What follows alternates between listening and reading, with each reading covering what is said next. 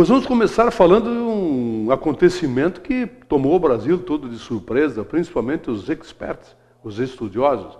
A redução da taxa Selic, a taxa básica de juros brasileira, para 7,25% ao ano. Estava a 7,5%, a 7,5% passou a 7,25%.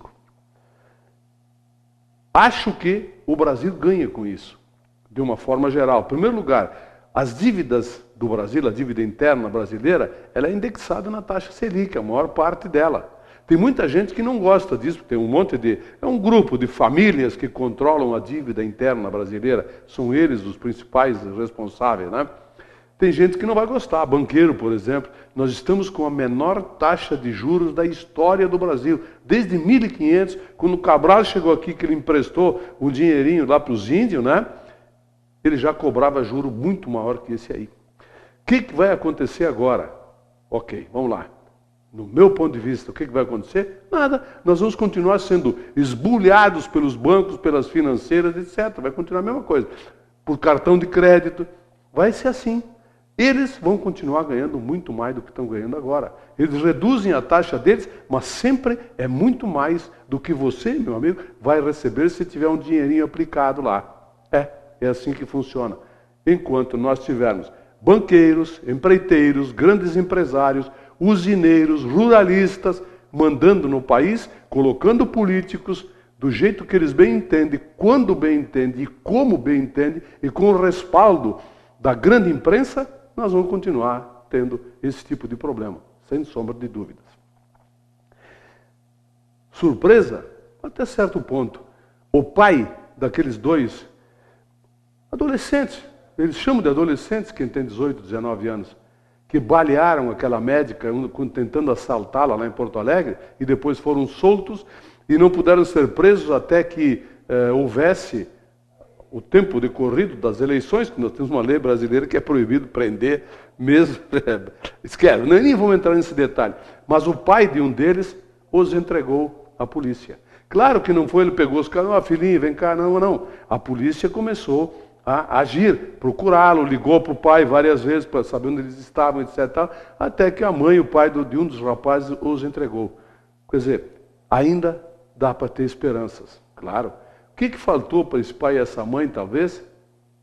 Não sei, do meu ponto de vista, aquilo que, na minha época, sobrava. Vara de marmelo, chinelo de dedo, cinto.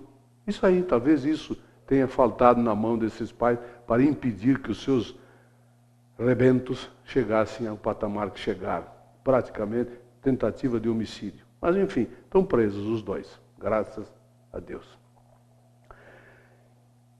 O que nós vamos dizer sobre a situação do mensalão?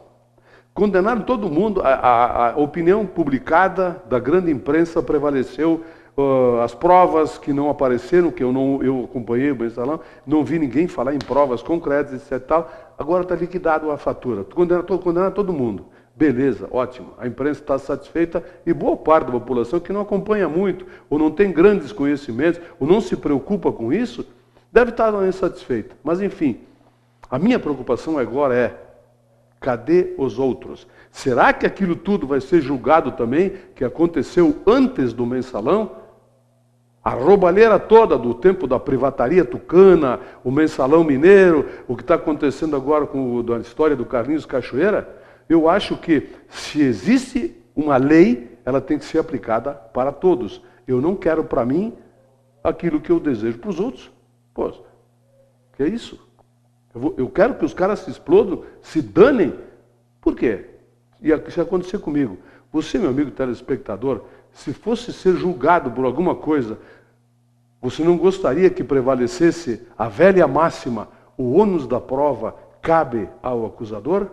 Eu gostaria que assim fosse.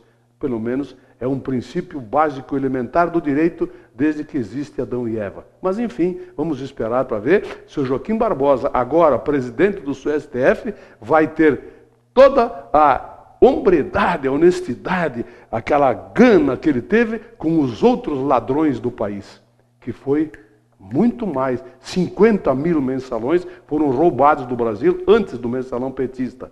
petista, pepista, PTBista, são vários partidos envolvidos, né?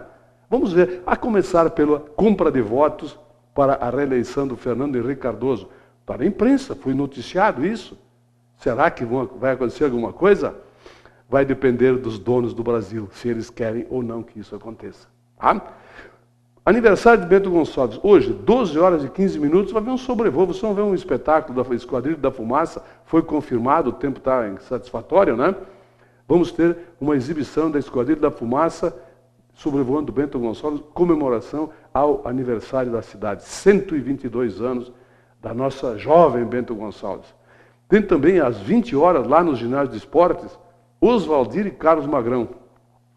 Uma dupla com 14 CDs gravados e que fizeram um imenso sucesso cantando aquela música do Teixeirinha. Foi aí que eles explodiram, né? Quem quiser saber quem sou, olha para o céu azul.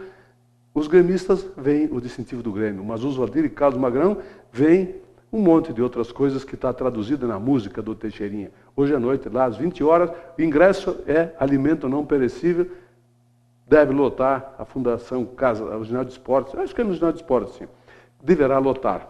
É só acompanhar, e toda a programação também que foi organizada para a comemoração do aniversário de Bento Gonçalves.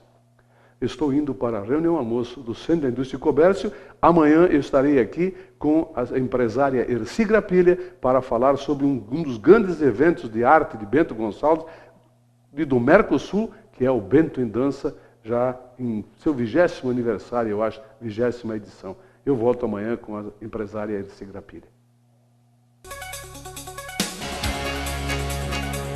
Opinião com Antônio Frisso.